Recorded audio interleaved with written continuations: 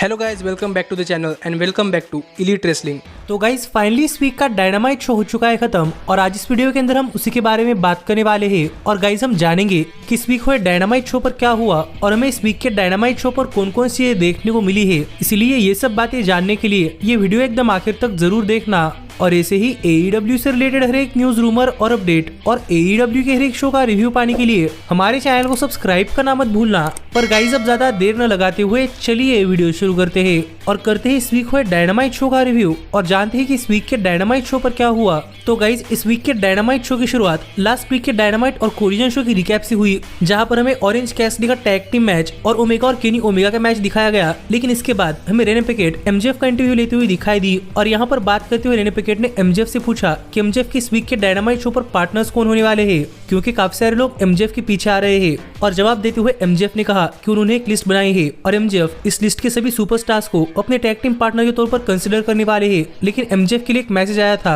और ये किसी और का नहीं बल्कि एडम कोल का था। और यहाँ पर MJF से बात करते हुए एडम कोल ने कहा कि एडम कोल चाहते थे कि वो MJF के साथ आए, पर उनकी इंजरी के चलते वो MJF के साथ नहीं है। लेकिन एडम कोल चाहते हैं कि MJF समोआ जो को कंसीडर करे, क्योंकि समोआ जो एक काफी अच्छे सुपरस्टार है और वो एडम कोल के काफी पुराने दोस्त भी है। इसलिए एडम कोल चाहते थे कि MJF समोआ जो को टैग टीम पार्टनर के तौर पर चूज करे, पर MJF ने कहा कि MJF और समोआ जो की उतनी नहीं बनती, इसलिए MJF किसी और को ढूंढेंगे और जब तक एडम कोल वापस नहीं आते तब तक MJF Ring of Honor tag team championship अकेले ही डिफेंड करेंगे। जो बातें MJF ने कही और ये कहकर MJF बीच से ही कॉन्वर्सेशन छोड़कर यहाँ से चले गए। और इतने में यहाँ पर रॉड्रिक स्ट्रॉन्ग आए और एडम कोल से बात करते हुए रॉड्रिक स्ट्रॉन्ग ने कहा कि क्या एडम कोल ने MJF को देखा। MJF के मन में एडम कोल के लिए जरा भी रिस्पेक्ट नहीं है और MJF एडम कोल की बात अधूरी छोड़कर यहाँ से भाग गए हैं। जो बातें कहकर रॉड्रिक स्ट्रॉन्ग एक तरीके से एडम कोल को MJF के खिलाफ भड़का रहे थे, जो सुनकर एडम कोल ने यहाँ पर कॉल डायरेक्टली कट कर दिया। और गाइस हमें इसके बाद सरप्राइजिंगली फिर एक बार उस डेविल मास्क पहने हुए आदमी की झलक देखने को मिली, तो देखना पड़ेगा कि ये कौन है। पर इसके बाद डायनामाइट शो ऑफिशियली स्टार्ट हुआ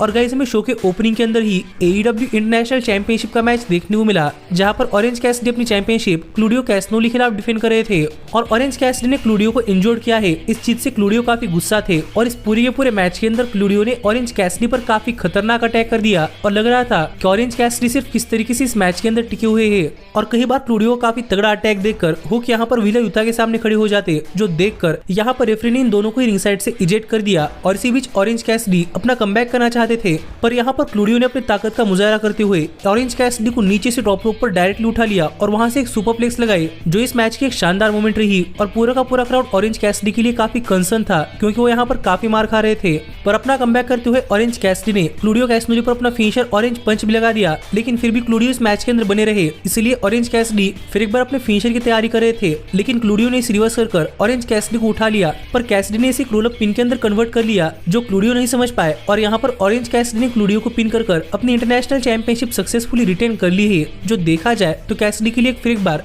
काफी शानदार टाइटल डिफेंस था। पर कैसिडी के मैच जीतते ही सरप्राइजिंगली यहाँ पर जॉन मॉक्सली आ गए और लग रहा था कि प्रोबेबली मॉक्सली क्लूडियो पर जा सकते हैं, पर ऑरेंज कैसिडी गुस्से में रिंग के अंदर आ गए और कैसिडी मॉक्सली पर जा रहे थे, पर मॉक्सली ने ऑरेंज कैसिडी पर काफी खतरनाक अटैक करना स्टार्ट कर दिया, जहां पर सिक्योरिटी गार्ड्स जॉन मॉक्सली को रोकने के लिए आ रहे थे, पर क्लूडियो ने खुद से सिक्योरिटी गार्ड्स को रिंग के बाहर किया और आखिरकार जॉन मॉक्सली को भी ऑरेंज कैसिडी से दूर किया। तो देखने के लिए मजा आएगा कि बाकी मॉक्सली और ऑरेंज कैसिडी के बीच में क्या होता है। पर आप ऐसे ही AEW से रिलेटेड हर एक न्यूज, रूमर और अपडेट हमारे चैनल पर वीडियो आने से पहले पाने के लिए आप डिस्क्रिप्शन में दिए गए फर्स्ट लिंक के ऊपर क्लिक कर आप हमारी वेबसाइट aewhindi.com को फॉलो कर सकते हैं, जहां पर आपको AEW से रिलेटेड हर एक न्यूज, रूमर और अपडेट काफी जल्दी पता चलते हैं। और ऐसे ही ऊपर आए हुए कार्ड के ऊपर क्लिक कर आप ये वीडियो चेकआउट कर हमारे चैनल की वेब एप्लीकेशन में डाउनलोड कर सकते हैं। पर इसके बाद में डायनामाइट शो पर MJF अपने टैग टीम पार्टनर ढूंढने के लिए सबसे पहले केनी ओमेगा के लॉकर रूम के बाहर जाते हुए दिखाई दिए और MJF ने दरवाजा खटखटाया, पर सरप्राइजिंगली यहाँ पर क्रिस जेरिको आ गए और MJF ने जेरिको से पूछा कि ओमेगा कहां पर है। लेकिन जेरिको ने डायरेक्टली MJF के चेहरे पर दरवाजा बंद कर दिया, जो देखकर MJF काफी गुस्से में थे,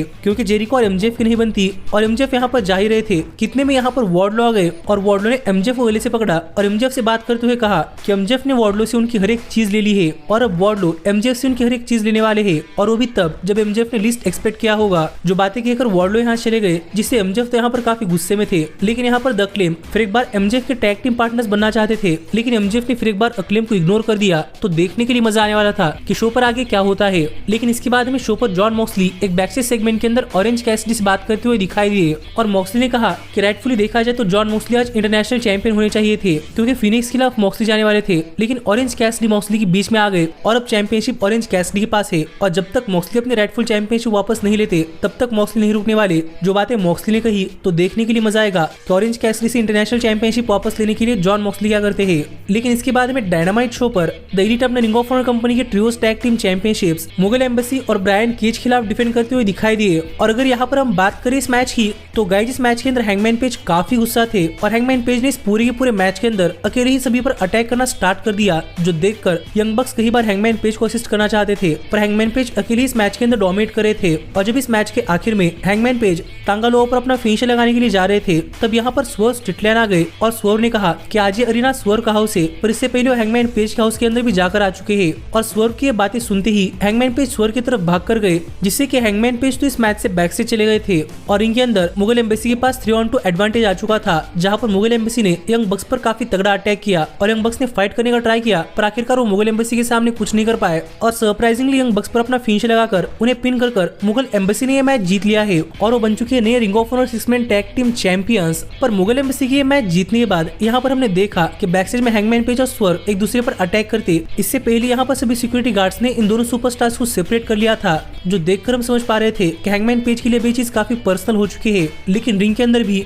मैट जैक्सन इस चीज से काफी ज्यादा नाराज और फ्रस्ट्रेट थे कि वो Ring of Honor trios tag team championships हार गए हैं और वो फ्रस्ट्रेशन में काफी चीजें उठाकर फेंक रहे थे। तो देखना पड़ेगा कि बाकी लीड के साथ क्या होता है। लेकिन इसके बाद हमने देखा कि एमजेफ बैकस्टेज में अपने टैग टीम पार्टनर के तौर पर समोआ जो के लॉकर रूम की तरफ जा रहे थे, पर एमजेफ ने यहाँ पर समोआ जो का दरवाजा नहीं खटखटाया और वो आगे डार्बी एलन के लॉकर रूम के पास गए। लेकिन डार्बी एलन के लॉकर रूम के बाहर एमजेफ ने खुद से लिखा कि वो एक डरपोक है और एक कहकर एमजेफ यहाँ जा रहे थे। लेकिन फिर एक बार द क्लेम ने यहाँ पर एमजेफ को कहा कि वो अपने टैग टीम पार्टनर के तौर पर उन्हें चूज कर ले, लेकिन फिर एक बार एमजेफ ने क्लेम को इग्नोर कर दिया। तो देखने के लिए मजा आने वाला था कि आगे क्या होता है। पर इसके बाद में टोनी शिवानी एडम कोपलन को AEW के अंदर इंट्रोड्यूस करते हुए दिखाई दिए और यहाँ पर एडम कोपलन आ गए और यहाँ पर बात करते हुए एडम कोपलन ने कहा कि एडम कोपलन लास्ट वीक स्टिंग की बातें सुनी है और स्टिंग का कहना है कि एडम कोपलन क्रिश्चियन केज के खिलाफ जाए और एडम कोपलन इसके बारे में काफी देर से सोच रहे हैं। जो बातें एडम कोपलन कर ही रहे थे, कितने में यहाँ पर क्रिश्चियन केज, लुचासोरस और निक वेन आ गए और एडम कोपलन से बात करते हुए क्रिश्चियन केज ने कहा कि वो स्टिंग की बातें मत सुने, क्योंकि स्टिंग वैसे ही काफी जल्दी रिटायर होने वाले है। डार्बी एलन पहले से इंजर्ड है और अगर एडम कोपलन स्टिंग के साथ ज्वाइन करते हैं तो क्रिश्चियन केज खुद ही मेक श्योर करेंगे कि एडम कोपलन की नेक वो खुद अपने हाथों से ब्रेक करे, जिससे कि आज के बाद एडम कोपलन अपनी डेली लाइफ भी जीने के लिए स्ट्रगल करे। और ये बातें कहते हुए क्रिश्चियन केज ने लुचासोरस और निक वेन इन दोनों को ही एडम कोपलन पर अटैक करने के लिए रिंग के अंदर भेजा और जब एडम कोपलन इन दोनों को साइड में लगा रहे थे तब क्रिश्चियन केज रिंग के अंदर आ गए,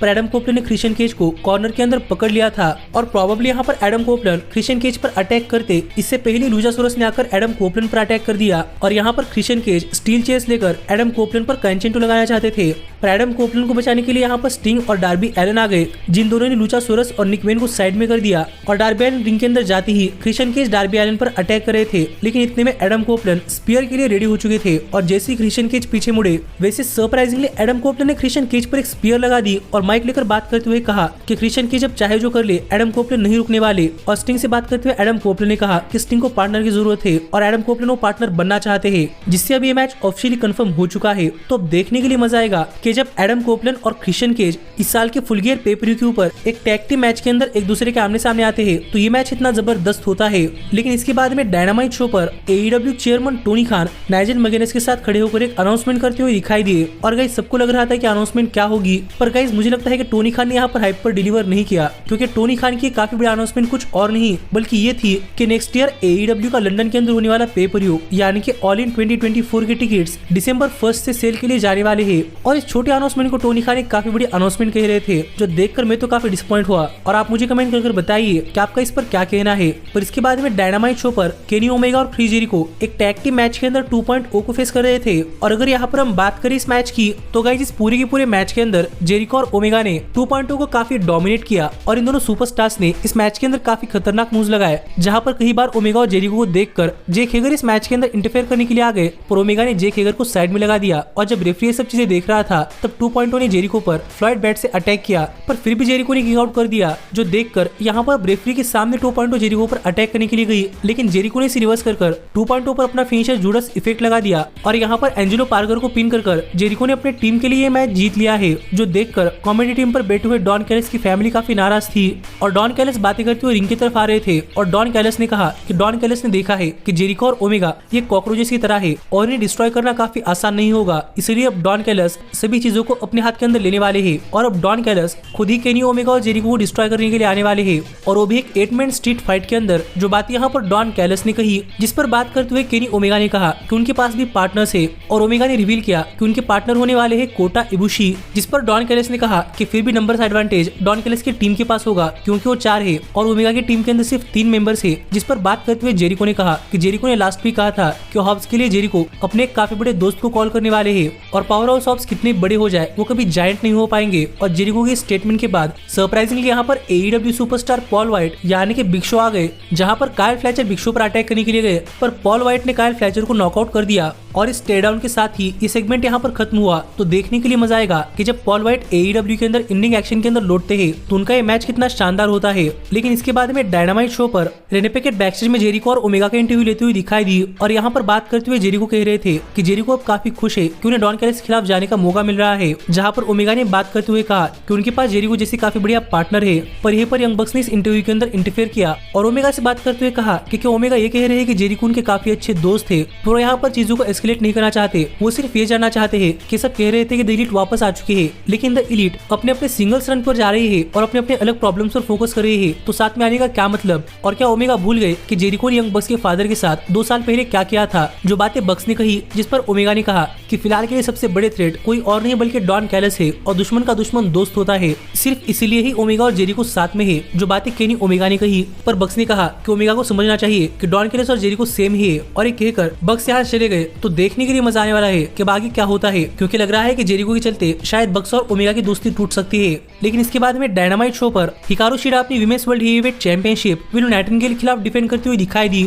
और गाइस ये मैच भी इस वीक के डायनामाइट शो पर एक शानदार मैच रहा, जहां पर इन दोनों सुपरस्टार्स ने अपनी काफी बढ़िया परफॉर्मेंस दी और सरप्राइजिंगली इस मैच के अंदर हिकारू शिडा की जगह पूरा का पूरा क्राउड विलो नाइटिंगेल चैंट कर रहा था, जो देखकर मैं काफी सरप्राइज था क्योंकि शिडा भी एक काफी बढ़िया फेस सुपरस्टार है। पर यहीं पर जब इस मैच के आखिर में विलो नाइटिंगेल हिकारू शिडा पर अपना फिनिशर लगाने के लिए गई तो शिडा ने इसे रिवर्स कर अपने फिनिशर कटाना के अंदर रिवर्स कर दिया और विलो नाइटिंगेल को पिन कर हिकारू शिडा ने यह मैच जीत लिया है और शिडा स्टिल है AEW विमेंस वर्ल्ड चैंपियन। और उनके टाइटल रिटर्न करते ही फिर एक बार यहाँ पर टोनी स्टॉर्म आ गई और फिर एक बार टोनी स्टॉर्म ने शिडा से उनकी स्पॉटलाइट छीन ली थी, जो देखकर इस बार शिडा काफी ज्यादा गुस्सा हो गई और शिडा ने डायरेक्टली जाकर टोनी स्टॉर्म पर अटैक करना स्टार्ट कर दिया, जहाँ पर दोनों सुपरस्टार्स फाइट करते करते बैकस्टेज गई। पर तभी सभी लाइट्स ऑफ हो गई और गाइस हमने देखा कि लाइट्स वापस आने के बाद रिंग के अंदर जूलिया हार्ट खड़ी थी और वो यहाँ पर विलो नाइटिंगेल के साथ एक हैंडशेक करना चाहती थी, पर इतने में यहाँ पर स्काई ब्लू आ गई जो कि इन दोनों के बीच में खड़ी हो गई और लग रहा था कि अब यहाँ पर कुछ हो सकता है। पर surprisingly sky blue willow Nightingale की तरफ ही टर्न हो गई, इसलिए लग रहा था कि क्या वो विलो नाइटिंगेल पर अटैक करने वाली है, पर ऐसा नहीं हुआ और स्काई ब्लू ने जूलिया हार्ट के आंखों के अंदर ब्लू मिस्ट फेंक दिया, जिससे जूलिया हार्ट रिंग छोड़कर यहाँ चली गई। और हम यहाँ पर समझ पाए कि माना कि जूलिया हार्ट के ब्लैक मिस्ट के चलते स्काई ब्लू करप्ट तो हुई है, पर वो शायद अभी इतनी करप्ट नहीं हुई और स्काई ब्लू विलो नाइटिंगेल के साथ यहाँ चली गई। तो देखने के लिए मजा आएगा कि इनके बीच में आगे क्या होता है। लेकिन इसके बाद में डायनामाइट शो पर MJF काफी नाराज बैठे हुए दिखाई दिए क्योंकि उन्हें शायद अब तक कोई टैग टीम पार्टनर नहीं मिला था। पर यहाँ पर अक्लेम आ गई और अक्लेम ने MJF से कहा कि वो अभी MJF के टैग टीम पार्टनर बनने के लिए तैयार है, सिर्फ MJF को इस बैग के अंदर लाया हुआ कॉस्ट्यूम पहनकर उनके साथ काम करना पड़ेगा। जो बातें अक्लेम ने कही और सुनकर MJF फिर एक बार गुस्सा हो गए और MJF ने कहा कि वो अक्लेम के पार्टनर नहीं बनने वाले क्योंकि उनके पास अब भी एक काफी अच्छी टीम मौजूद है। और MJF के इसे कहते ही हमने देखा कि यहाँ पर कोई और नहीं बल्कि Jeff Jarrett, Jerry Lethal, Sanjay Dutt और सतनाम सिंह की टीम खड़ी थी। और ये देखकर MJF ने कहा कि डेस्परेट टाइम डेस्परेट मेजर्स, यानी कि मुसीबत में गधे को बाप बनाना पड़ता है। और MJF के इसे कहते यहाँ पर फीट कट हो गई तो हमें कुछ ठीक से पता नहीं चला कि MJF के पार्टनर कौन होने वाले हैं। पर इसके बाद हमने देखा कि रेनी पैकेट बैकस्टेज में द किंगडम और रॉड्रिक स्ट्रॉन्ग का इंटरव्यू ले रही थी और यहाँ पर बात करते हुए रॉड्रिक स्ट्रॉन्ग ने एडम कोल को कॉल किया और एडम कोल से बात करते हुए रॉड्रिक स्ट्रॉन्ग ने कहा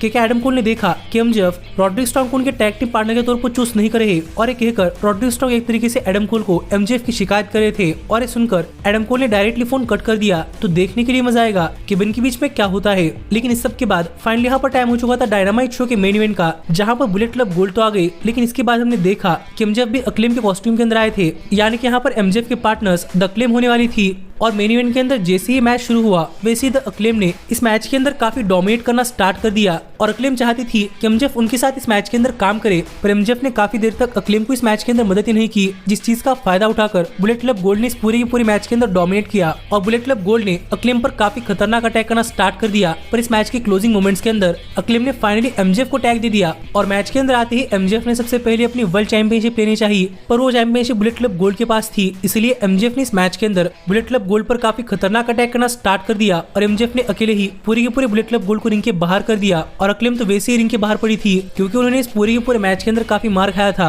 और इसी बीच बुलेट क्लब गोल्ड की जे व्हाइट ने पीछे से आकर एमजेफ पर अपना फिनिशर ब्लेड रनर लगा दिया और एमजेफ को पिन कर जे व्हाइट ने यहाँ पर अपनी टीम के लिए मैच जीत लिया है, जिससे कि एमजेफ फिर एक बार मैच हार गए हैं। और ये मैच जीतने के बाद भी बुलेट क्लब गोल्ड यहाँ पर एमजेफ पर अटैक करना चाहता था, लेकिन द अक्लेम ने द गन्स और जूस रॉबिन्सन को रिंग के बाहर कर दिया और इनके अंदर जे व्हाइट अब भी वर्ल्ड चैंपियनशिप लेकर एमजेफ पर अटैक करने के लिए जा रहे थे, पर हमने देखा कि मैक्स कैस्टर ने रिंग के अंदर आकर एमजेफ को धक्का दिया और एमजेफ को बचाकर मैक्स कैस्टर ने एक्सीडेंटली खुद पर ही जे व्हाइट का अटैक लिया, जो देखकर एमजेफ गुस्सा हो गए और ये देखकर बुलेट क्लब गोल्ड तो यहाँ से भाग गया। पर हम यहाँ पर देख पा रहे थे कि एमजेफ अक्लेम के लिए अब केयर कर रहे थे और इस वीक का डायनामाइट शो ऑफ जाते जाते एमजेफ ने द अक्लेम के साथ सीजर भी किया, जो क्राउड को हैप्पी करने के लिए काफी बढ़िया मूवमेंट थी। और ऐसे इस वीक का डायनामाइट शो ऑफ गया, जो शो मुझे तो काफी पसंद आया है, पर आप मुझे कमेंट कर बताइए कि आपका इस शो पर क्या कहना है। और ऐसे ही AEW से रिलेटेड हर एक न्यूज रूमर और अपडेट और AEW के हर एक शो का रिव्यू पाने के लिए हमारे चैनल को सब्सक्राइब करना मत भूलना। लेकिन गाइस अब मैं मिलता हूँ आपसे अगली वीडियो के अंदर, पर तब तक stay healthy, stay happy and keep watching elite wrestling.